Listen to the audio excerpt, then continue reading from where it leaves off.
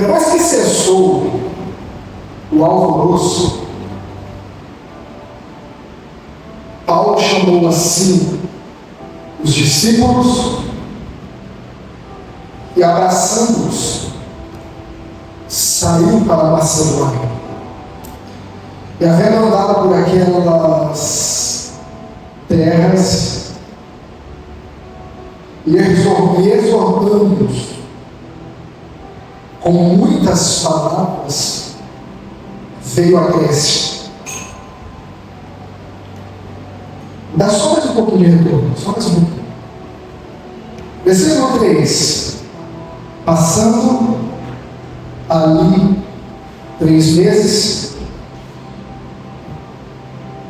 e sendo de Deus judeus postas ciladas, como tivesse de navegar para a Síria, determinou voltar pela Macedônia, e acompanhou até a Ásia.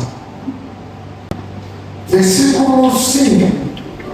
Este indo adiante, nos esperava em Troade, e depois dos dias de pães asmos, navegamos de Filipe,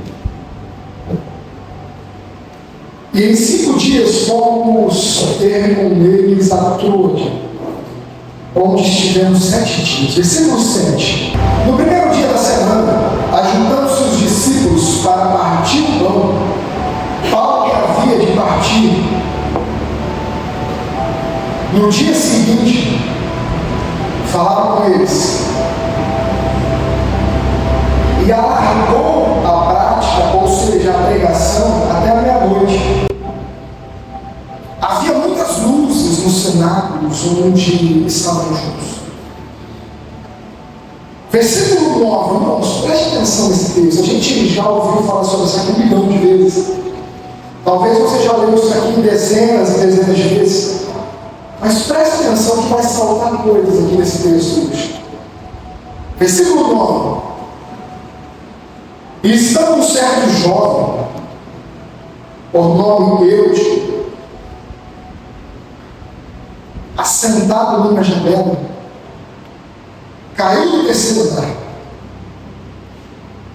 tomando de um sono profundo, lhe sobreveio duramente ao extenso discurso, à extensa pregação de Paulo, e foi levantado morto. Paulo, porém, descendo, inclinou-se sobre ele e, abraçando, disse: não vos surpreendais, que a sua alma nele está. Versículo 9. Deixa ele aqui. Amém. Eu tenho uma palavra de Deus essa noite. E eu quero ir bem devagarzinho aqui, para que a gente consiga entender aquilo que o Espírito Santo vai ministrar no nosso coração. Eu tenho falado nesses dias sobre muitas coisas que nós, como igreja, nesses dias vamos precisar nos posicionar, vamos precisar nos alinhar, vamos precisar estar por inteiro naquilo que fomos chamados.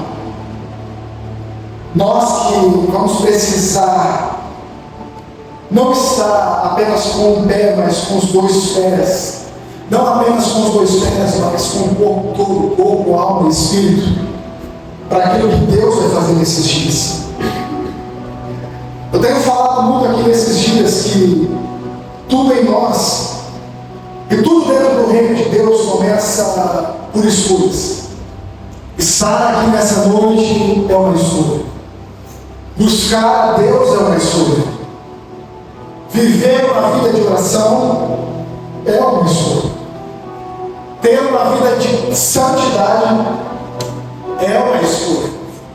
Então a gente vai vivendo por escolhas.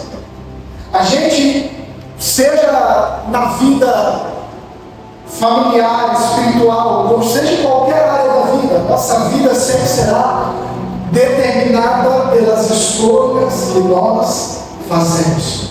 A nossa vida espiritual também tem escolhas. Eis que ponho diante de ti uma porta. Então o Senhor sempre colocará uma porta diante de nós. A nossa vida sempre será direcionada por escolhas. Por isso que Jesus falou sobre dois caminhos, duas portas, porta estreita e porta larga, caminho estreito e caminho largo. Ele direciona a gente em escolhas, porque nós sempre enfatizamos a porta estreita, mas para uma porta estreita não existe caminho largo. O contexto está dizendo que aonde tem uma porta estreita, o caminho também é estreito. A gente está tentando entrar na porta estreita por um caminho largo, irmãos. A nossa vida não tem escolha pela metade. Nós não temos escolhas meia boca, escolhas, uma escolha de qual. Não tem, irmãos. O reino de Deus é sim, sim ou não. O reino de Deus é tudo ou é nada. O reino de Deus, ou você entra de cabeça, corpo e alma, ou você não está nele, irmãos. Você pode estar em qualquer outro lugar, mas o reino de Deus tem que estar no tudo, irmãos. Precisa estar no todo. O texto que nós lemos está falando do apóstolo Paulo, estava passando por algumas viagens missionárias. Ele parou para ministrar, irmãos, e nós ouvimos falar muito sobre Eutico, o homem que caiu, quebrou o pescoço, morreu, e tudo mais. Mas todo esse contexto começou por uma escolha. A gente lê o texto, a gente fala de tantas outras coisas, mas o fato principal da pregação do apóstolo Paulo aqui, no seu contexto geral, é exatamente o nível de escolhas. Eu vou falar sobre isso hoje, porque Paulo começa a ministrar, irmãos. A Bíblia diz que um certo jovem, o jovem aqui no seu original, a gente acha que já é uma pessoa avançada em idade, ou alguém dos seus 18, 20, não. O contexto geral da originalidade da sua palavra é alguém que está entre 7 e 14 anos. E ele chegou no culto onde Paulo estava ministrando, e quando Paulo está ministrando, ele escolheu um lugar para sentar. O culto também começa com escolhas. A Bíblia diz que ele escolheu o terceiro andar. Não só o terceiro andar, mas ele fez uma escolha de se assentar, irmãos, perto de Maria. Se nós entendermos o poder que é uma escolha, seja para qualquer coisa, se nós entendermos o poder que faz as nossas escolhas, a gente não ia escolher de qualquer jeito, a gente não ia tomar qualquer decisão, a gente nunca ia fazer uma escolha sem um discernimento espiritual, a gente não ia tomar nenhum direcionamento sem antes fazer uma oração. As nossas escolhas é o que vai determinar, irmãos, os nossos dias futuros. As nossas escolhas vão direcionar os passos dos nossos filhos. As nossas escolhas vão direcionar o passo do lugar do culto, os dias espirituais que nós teremos na casa do Senhor. Por isso que escolher também é espiritual. Escolher também está no campo daquilo que é espiritual. Não se escolhe de qualquer maneira. Talvez o teu sofrimento hoje é exatamente porque você escolheu. E escolheu ser um direcionamento de Deus. Talvez o que você está vivendo hoje é exatamente uma escolha que você fez sem antes fazer uma oração. Talvez você fez uma escolha por si mesmo, ligado ao seu sentimento, dizendo assim: não, eu vou escolher porque o meu coração está mandando. Eu quero dizer a você que o coração do homem é enganoso. Nós não podemos decidir segundo o nosso coração. Um homem de oração vai decidir segundo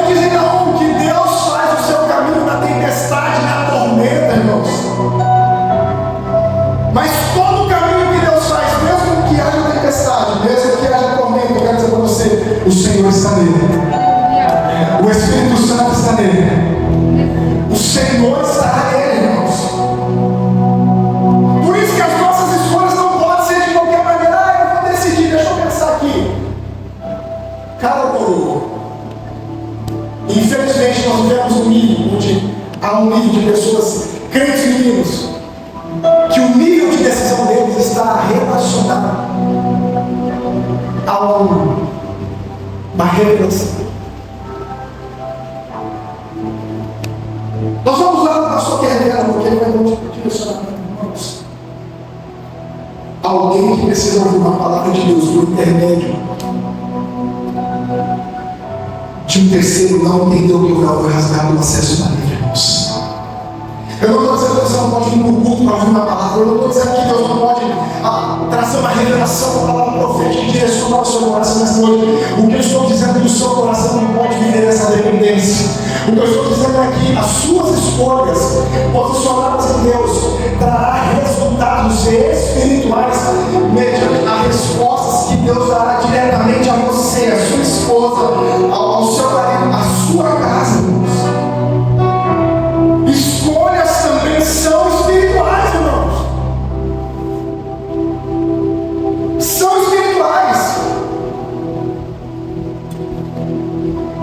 O que Paulo está dizendo em Atos dos Apóstolos, o contexto daquilo que Lucas está descrevendo para a gente, porque Atos dos Apóstolos foi Lucas quem escreveu, é que o culto para esse jovem começou com uma escolha. Ele escolheu subir no terceiro andar.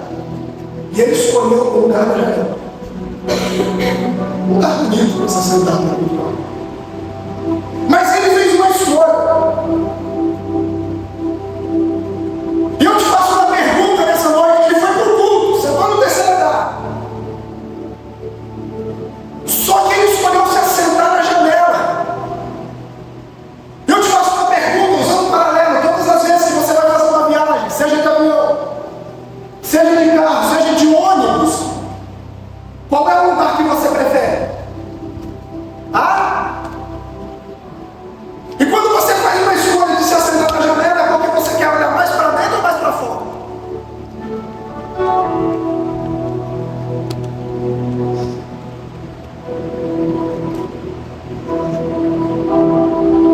Quando você faz uma viagem de ônibus, você vai lá na passagem, você fala, olha, eu quero o banco da janela. Quando você escolhe o lugar da janela, você está olhando mais aqui dentro ou você quer olhar para lá fora?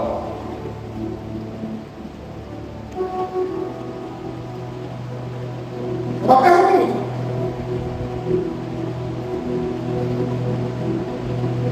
Ele escolheu a janela porque ele estava olhando mais para fora do que para dentro. Os olhos dele estavam mais lá fora do que aqui dentro.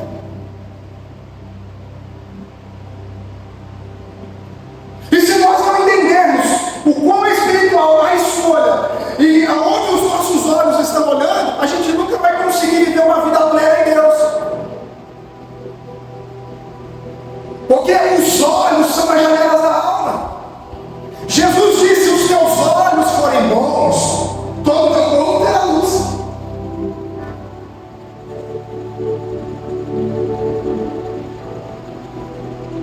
Os olhos são as janelas da alma, são aquilo que traz a nós aquilo que nós queremos ver, e aquilo que nós vemos é aquilo que vai entrar dentro do nosso coração.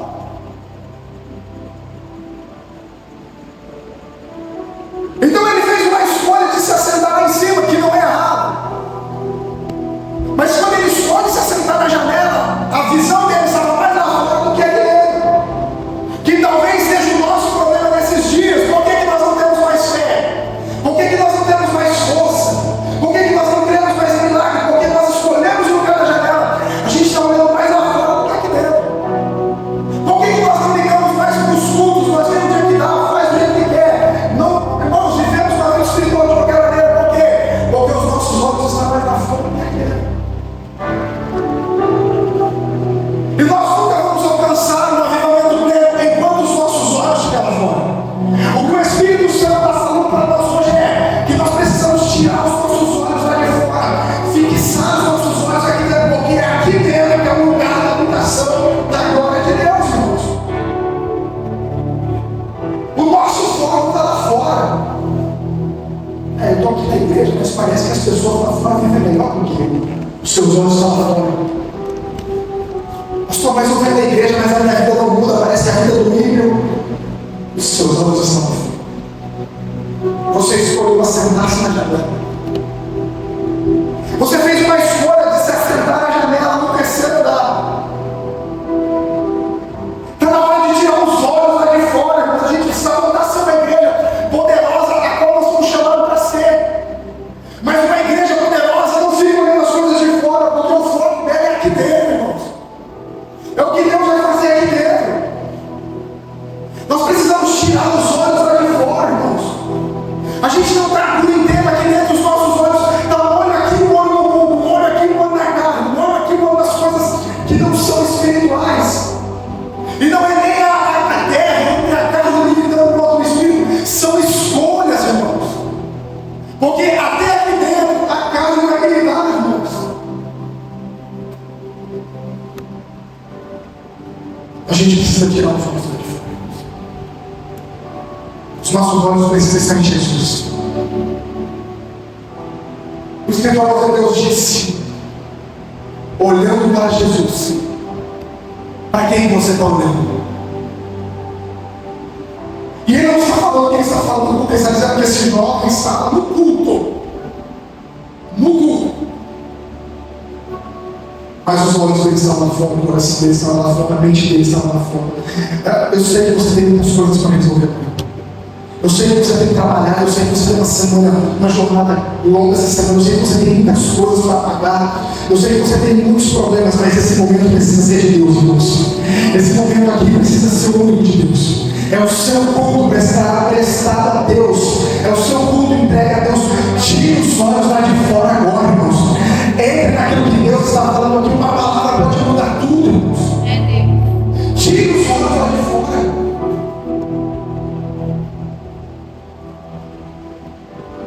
Ele se assentou na janela, olha o texto, versículo 9. Ele se assentou, irmão, na janela, e mais, o que antecede a janela? O que antecede a janela? Foi exatamente o comodismo. Porque a Bíblia diz que ele chegou para sentar.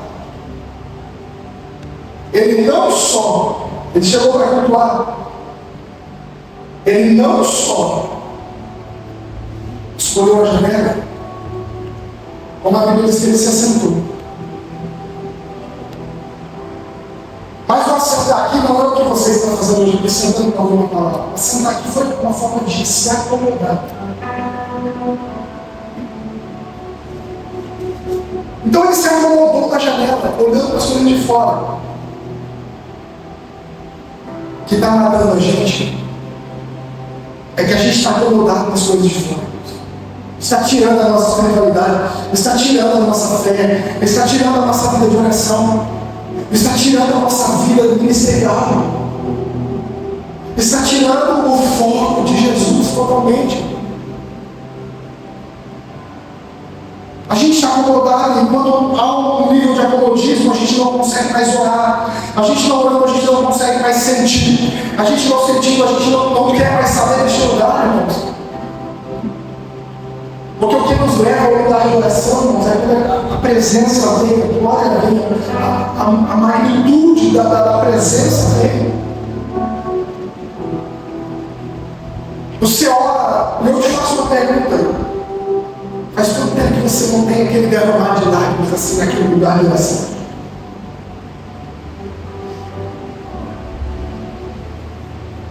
Essa semana eu estava orando pela madrugada, o Senhor deu uma palavra para você escrever. Eu meditando na oração de Jesus, capítulo 6, que você precisa entrar no seu quarto, fechando sua porta. E o Pai que está em secreto vai.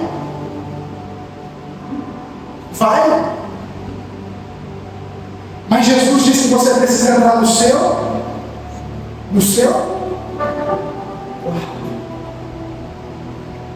O problema é que quando a gente entra no nível de frieza espiritual, a gente sai do nosso quarto. Aí a gente tenta terceirizar exatamente o que eu falei no falso profeta agora. É quando você sai do seu quarto e quer entrar no quarto do seu irmão. Tem muitas pessoas que não conseguem entrar no seu quarto, e elas estão forçando a entrar no quarto do seu irmão, querendo buscar uma resposta do seu irmão. Mas Jesus disse para você entrar no céu, então você não pode entrar no quarto do Senhor.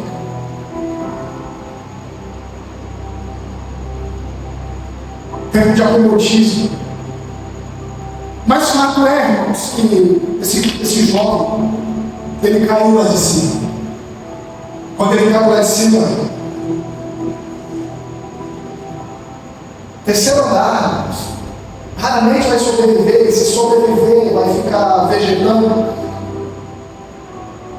Mas ele caiu lá de cima e o texto diz que ele já estava morto. Quando ele cai lá de cima, olha a profundidade do texto, olha aqui.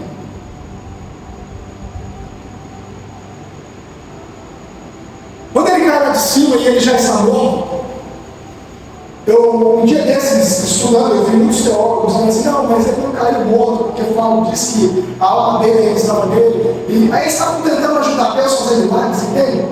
O fato é que ele estava morto, irmãos. Quem escreveu o livro de Atos dos Apóstolos foi quem? Lucas. Lucas era o quê? Médico.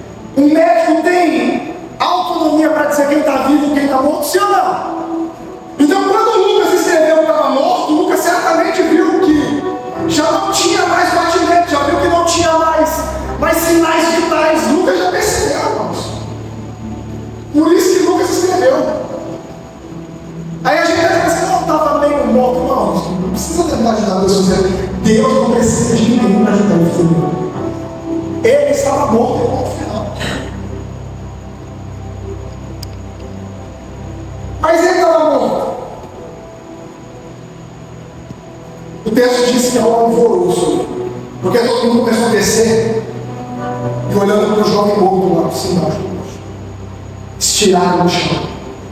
E todo mundo assim, está vendo? Escolheu a janela. Nossa, a religião é uma maldição, irmãos.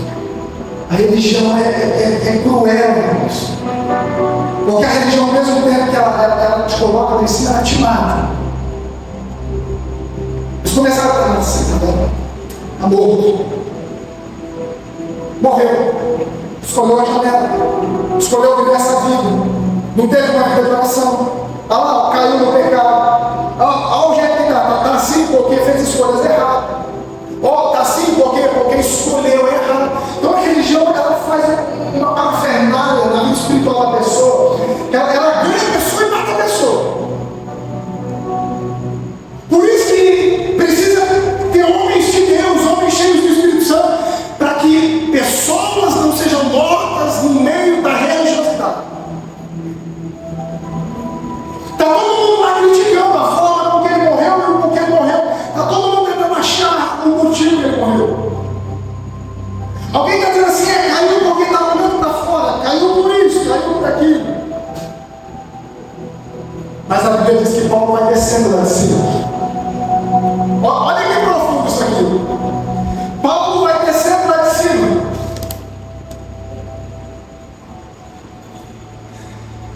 Paulo é tão espiritual, irmãos, que ele chegou e ele não falou nada. Ele não criticou. Ele já sabia que estava morto. Talvez nunca já tinha falado, não, está seguindo. Tem mal a fazer, não. Amor. Enquanto está todo mundo olhando morto, e o sentido que eu falo aqui não é apenas morto físico, eu falo no sentido de um morto espiritual. Alguém que estava lá em cima e hoje já não tem mais fé, já não tem mais força, já não consegue mais ter uma vida de oração, já não consegue mais ter uma vida de devocional, já não consegue nada disso. Não é só morto físico, está todo mundo olhando assim, está vendo? Fez escolhas, escolheu a janela e tudo mais. A religião faz isso. Mas está descendo um homem escondido. E quando Paulo está descendo, eles estão dizendo assim, agora o apóstolo vai chegar aqui, agora o apóstolo vai maiar o bambu. Agora o apóstolo vai falar assim, está vendo vocês? Se ficar vivendo esse estilo de vida, vai também morrer, vai ficar assim. Eles estão pensando que o apóstolo Paulo vai fazer isso. Mas alguém que é espiritual, a Bíblia está dizendo, versículo 10. Paulo, porém, descendo, sobre ele. Toda a igreja. 1, 2, 3, abraçando. 1, 2, 3, abraçando. Abraçando quem? O morto. As pessoas achando que Paulo ia chegar e criticar e falar: olha, você escolheu a janela, você escolheu o lado errado. Mas muito pelo contrário, um homem de oração não vai chegar para acabar de matar. Um homem de oração, a Bíblia diz que Paulo chegou e abraçou o morto. Paulo abraçou ele, irmãos. Porque os fariseus, para aqueles religiosos, para aquele pessoal, ele estava lá em cima, mas agora ele estava lá embaixo, não tinha mais valor, irmãos. Ele estava lá em cima, mas agora caiu, morreu, já não serve para mais nada. Eu quero dizer para você, a visão do homem de Deus é abraçar, irmãos. Independente se está em cima, se está embaixo, se está forte ou se está fraco, se está na oração ou se está fora da oração, um homem de Deus vai abraçar aquele que está caído, irmãos. Isso é o Espírito Santo abrindo o nosso coração, porque todas as vezes que a gente passa na rua, vê alguém desviado, vê alguém perdido, a gente vai falar assim: não tem jeito. Eu quero dizer para você, o homem de Deus vai abraçar. O homem de Deus vai abraçar. Está morto, vai abraçar.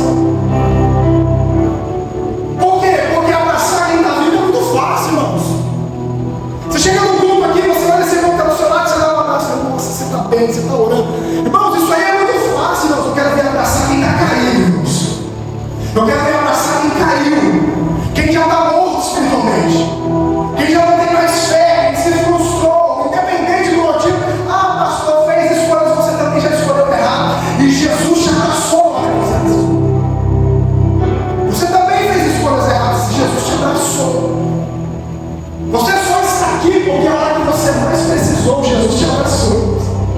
Alguém te abraçou. Não, pastor, mas eu estava vivo. Será que estava mesmo? Será que você já não estava morto? Porque enquanto as pessoas estavam olhando para você dizendo assim: não tem jeito, ela criticando, fez escolhas erradas, tem que passar por isso. E outra, irmãos, a tal da religião é terrível. Porque diz assim: a lei da semeadura é assim, tem que colher. Irmãos, eu vou falar uma frase aqui que talvez para você não faça sentido, mas só que é para quem é espiritual, irmãos. As escolhas que você fez em Cristo, que você entrou no nível de arrependimento e se posicionou, existem coisas que a gente vai colher ainda com Cristo, mas com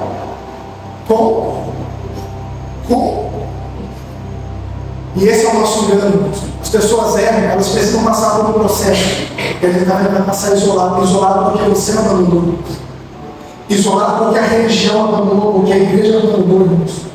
Porque independente do processo, Jesus está com eles. Jesus está abraçando eles, irmãos. Não faz sentido Jesus deixar eles passar sozinho na tempestade. Não faz sentido Jesus deixar eles passar sozinho nessa luta. Não faz sentido, irmãos. Pode fazer sentido para ele, pode fazer sentido para quem for. Não faz sentido para Jesus. Está morto lá, irmãos. Jesus, o apóstolo Paulo chega lá e abraça o morto. Caiu. Pecou. Errou. Não tem força. Não tem fé. Está vivendo uma vida de irmãos. O apóstolo Paulo desceu lá e abraçou ele. Imagine nós, irmãos, no lugar do apóstolo Paulo. A gente ia descer lá e falar assim: está vendo? Tem que pagar o preço mesmo, está vendo? Está vendo? Deus, a religião, Deus fez o homem, mas o homem espiritual chegou e abraçou ele. Aleluia.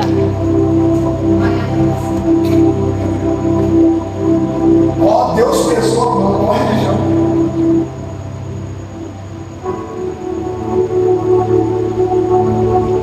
Sabe por que o apóstolo Paulo abraçou? Olha o contexto.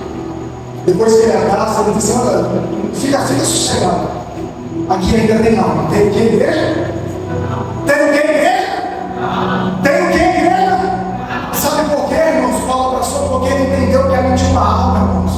Sabe por que a gente despreza? Porque a gente não entendeu o valor que tem uma alma, irmãos. A gente não sabe o valor que é uma alma. Por isso que a gente fala, xinga, chuta, despreza, faz o que tem que fazer, porque a gente não sabe o valor que tem uma alma, irmãos. Talvez para você é só um ser humano, mas para o apóstolo Paulo é uma alma, irmãos. Talvez para você é só um pecador, mas para Jesus é uma alma. Talvez para você é só um viciado, mas para Jesus ainda tem alma, irmãos. Tem alma, irmãos.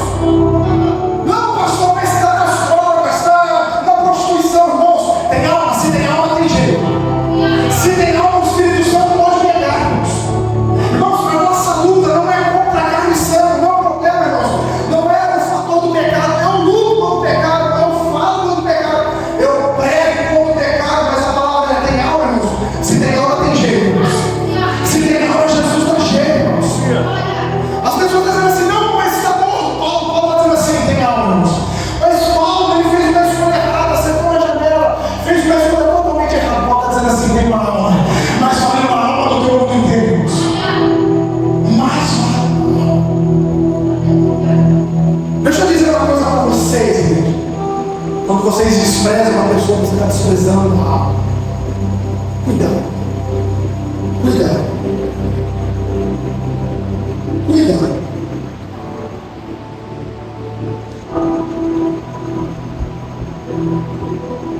As pessoas às vezes falam assim para mim, para a pastora, mais para a pastora, né?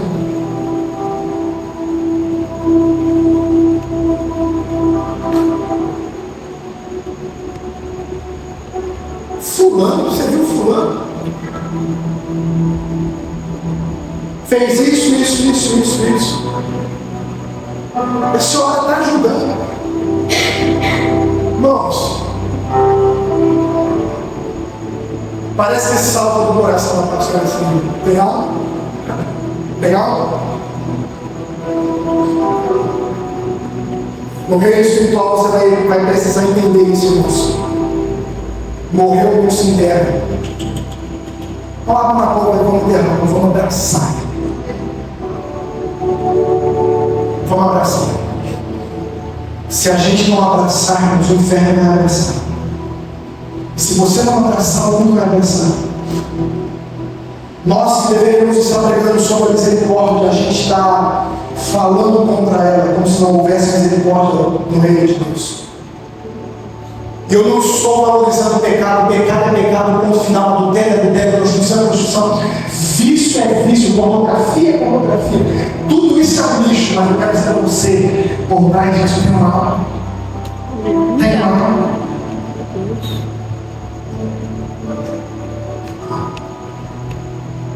Tem.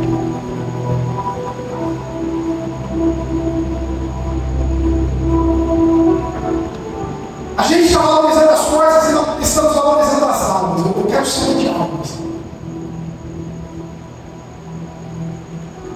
Irmão, se você ler a biografia de John Knox, a oração dele era assim: Senhor, dai-me as almas da Escócia, senão eu vou morrer. David Brenner, irmão, se você ler a biografia dele, ele diz assim: tem necessidade de comer, de dormir e de vestir, sim, com tantos que me der almas viverei, Senhor. Você precisa ler essa biografia, você chora. Almas, tem almas. A gente fala tanto do homem que quebrou pessoas, que fez irmãos. Eu quero saber o seguinte: você enxergou a alma dele alguma vez nesse texto? Você enxergou a alma dele? A gente fala da queda. A gente fala da queda como se fosse um pecado. A gente fala da morte como se estivesse no lamaçal morto. Aquilo que não tem mais jeito. Eu quero dizer para você, irmãos: se tiver a alma para Jesus, tem jeito, irmãos. Aquele que crê em mim, ainda que seja vivo. E o morto aqui, eu quero usar uma exegese. O morto aqui nem sempre é um morto físico. Eu também posso forçar e dizer sobre a morte espiritual, porque tem muita gente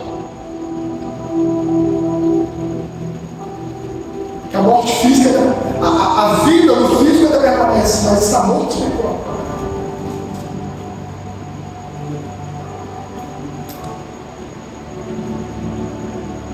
E por falar em almas, como é que está a sua alma? Como é que está? está a sua alma?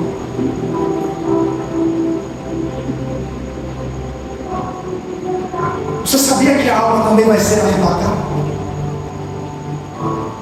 Não é só o seu espírito, como está a sua alma? Você precisa estudar um pouquinho mais, buscar um pouquinho mais sobre o sozo. Você precisa entender mais sobre Shalom, Shalom. Nada quebrado, nada faltando, nada fora do lugar. Como é que está a sua alma? Sua alma precisa estar bem para ser arrebatada com Cristo, irmãos. A sua alma vai ser arrebatada, claro. A alma com a conexão com o Espírito, ambos serão arrebatados. É bíblico, pastor? Sim, será. Nunca leu. A alma é a sede do sentimento, sim ou não? Você vai ter sentimento no céu? Não haverá alegria no céu, sim ou não? Sim ou não? Então precisa. Precisa da alma. Como é que está a sua alma? Hoje o Senhor nos trouxe para dizer que algumas pessoas escolheram a janela. Mas não é porque elas escolheram a janela que elas não carecem da misericórdia de Deus, irmãos. Romanos 3,23 diz que todos pecaram e destituídos estão da glória de Deus. Todos, inclusive você, inclusive eu, inclusive toda a igreja, inclusive todos os salvos em Cristo Jesus pela fé, pela graça mediante a fé, todos nós pecamos. Talvez hoje você esteja bem, mas talvez entrou alguém aqui que escolheu a janela e caiu, que não tem força, que não consegue orar, que não consegue se posicionar, que não consegue buscar Deus, que está quase morto, e as pessoas estão dizendo assim: é isso aí mesmo, Deus está pensando a mão, Deus está fazendo isso, é isso mesmo que você tinha que passar. Ninguém vai abraçar, ninguém vai abraçar. E não venha com o papel, irmãos, de fariseu.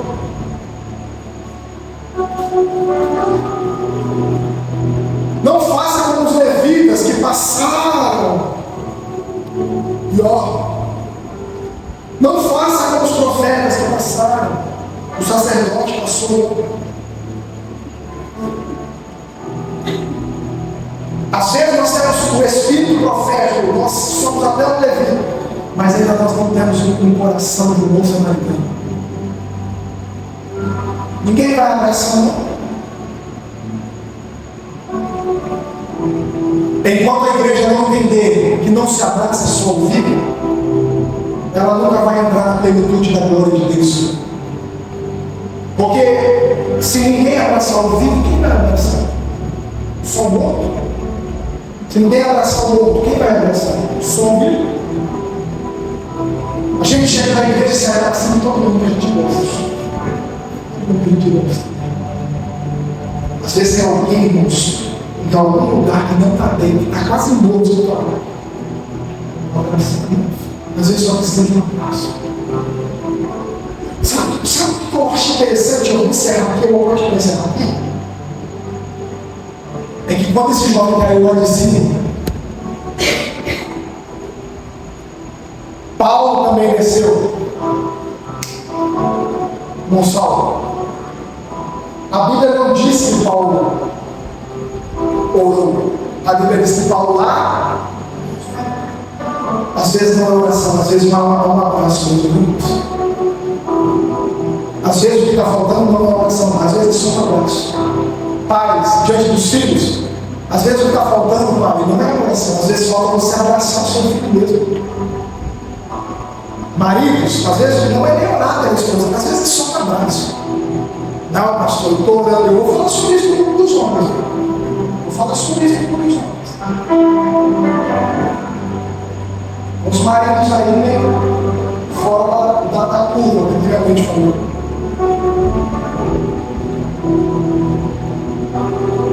Às vezes a esposa está doente, ela pede uma oração. Não ora não. Ora por todo mundo, não ora por esposa. Lá em casa eu sou o primeiro, irmãos. E a pastora linda pede ora para mim, amor. Estou com uma dor lá, irmãos. Vixe. Eu oro pelos meus filhos, começando eu oro. Vamos ligar para o pastor vir aqui. Não é errado, irmãos. Pode ligar, eu vou orar. Mas você é o sacerdote lá, você também tem a autoridade espiritual. Mas eu vou falar um pouco de homens, isso e mais algumas coisas.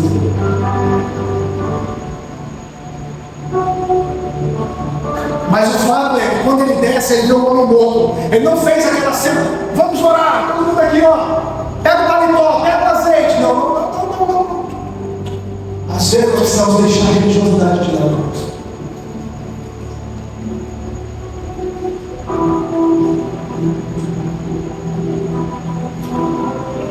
A maioria dos processos que eu trago em casamentos, em famílias, em lares, eu nunca fiz uma oração. Gente chega nos lares, as pessoas falam, nós só vim orar em casa, que está uma luta aqui, o diabo ali. O senhor vai orar? Vamos chegar lá, saber a pastora, o que está acontecendo?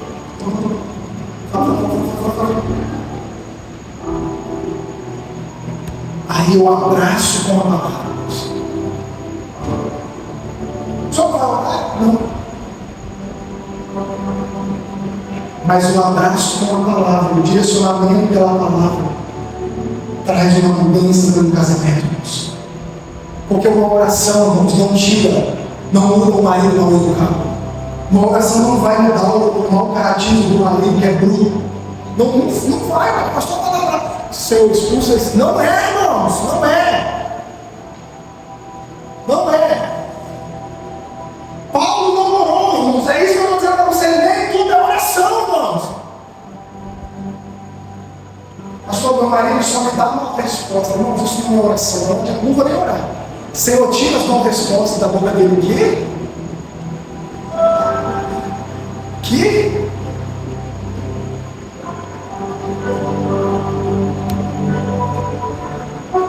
Não é oração, é um abraço biblicamente falando. Ele precisa entender que ele é o cabeça e que ele é o protetor e que ele é a autoridade máxima abaixo de Cristo naquela casa e que o papel dele, irmãos, é amar acima de todas as coisas.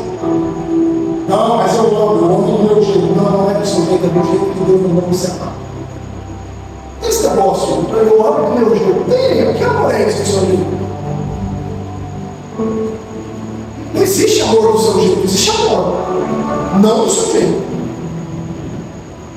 Então não tem oração que vai mudar, irmãos, as más respostas, a grosseria do seu marido.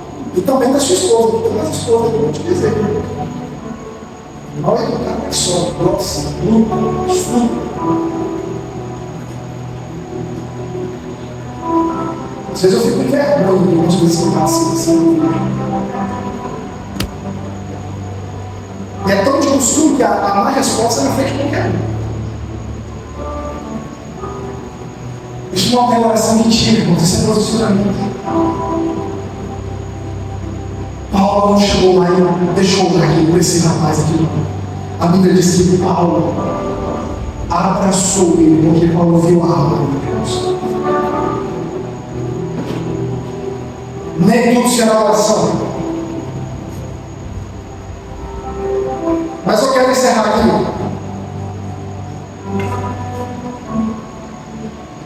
Mas isso também parte de escolhas, irmãos. Eu estou abrindo um parênteses aqui para falar, não tem nada a ver com o que eu ia pegar. Mas eu já estou abrindo um parênteses aqui e já estou falando sobre isso aqui. Estou preparando um pouquinho daquele culto de casais. Vou falar também do culto de casais. Irmãos. Isso também está com escolhas. Não fez escolhas para casar. Não orou para isso. Não fez escolha de permanecer a mesma pessoa e não mudar. Eu nasci assim, vou morrer assim. Vai continuar como governante. Vai continuar.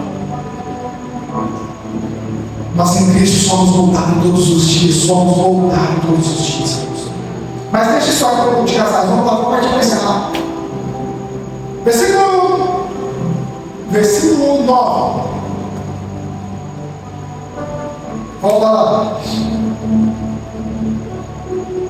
Irmãos, o texto é tão profundo Eu queria gastar umas 2 horas para falar dele. Mas talvez eu estenda a mensagem com o Paulo daqui a pouco você dorme.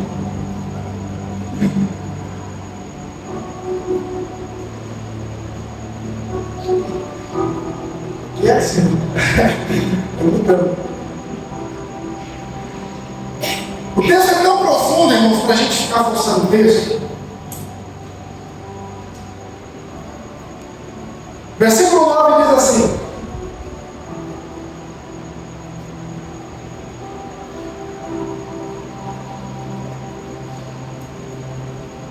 estava um certo jovem por nome Eutico sentado numa janela. Caiu no terceiro tarde, mão de um profundo sono que lhe sobreveio durante o que, igreja? O quê? Diga comigo, uma pregação longa. 1, 2, 3. Mais uma vez para você gravar. 1, 2, 3. Irmãos, o problema é que não foi a pregação. O problema aqui foi que os olhos estavam mais lá fora do que aqui dentro. Porque se os nossos olhos estiverem focados aqui dentro, a gente não vê nem a hora passar. Eu lamento dizer que tem muitas pessoas que entram e elas dizem: não, mas a pregação é cansativa, a pregação é muito longa, o louvor é muito longo, o louvor é muito cansativo, porque tem que ficar em pé. Irmãos, como é que você pode passar o dia em pé, o seu patrão, fazer uma jornada de 8, 9, 10 horas, às vezes até 11 ou 12 horas, você não conseguir dar uma hora de sacrifício na presença de Deus? Eu fico olhando, tem irmãos que chegam na igreja e parece que está morto. Desse jeito assim. Mas você fala para ele ficar em pé e fala assim: não, irmãos, não é por nada não. Quando está com dor, mas é o seu culto, tá? Continue assim, fique acima. É isso. Só estou pincelando aqui. Mas tudo bem, vamos lá. Mas não é que o discurso é longo, a pregação é cansativa, é porque você não está focado. Porque é o que acontece. Versículo 9: Paulo, porém, descendo, inclinou-se sobre ele e abraçando, disse: não os perturbeis, que a sua alma está que a sua alma nele está. Versículo 11. Então Paulo ali ressuscitou, voltou ao jovem. Versículo 11, para me encerrar. E subindo e partindo o pão e comendo, ainda lhes falando largamente até a alvorada. E assim, então ele ressuscita, sobe novamente, começa a pregação novamente. Então, se o sermão foi extenso no versículo 9, por que aqui, irmãos, eles permaneceram vivos? Se Paulo falou largamente até a alvorada, até o amanhecer, ele não cansou depois?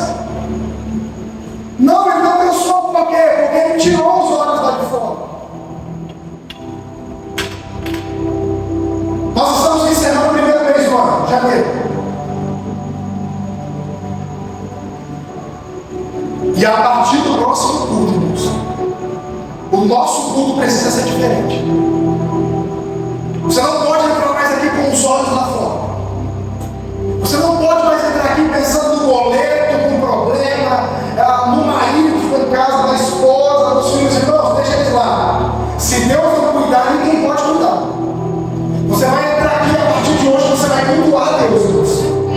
Você vai entrar aqui a partir de hoje, você vai abrir o seu coração, você vai se prostrar diante do Senhor, você vai buscar a glória de Deus, você não vai ser apenas intercessor deles. O seu papel aqui, o nosso papel aqui é só adorar Deus de verdade, irmãos. É só tirar os olhos lá de fora, é focar nas coisas espirituais. É se entregar a Deus de verdade, irmãos. Essa semana vai ser uma semana de oração, irmãos. Eu quero fazer uma oração com vocês, se for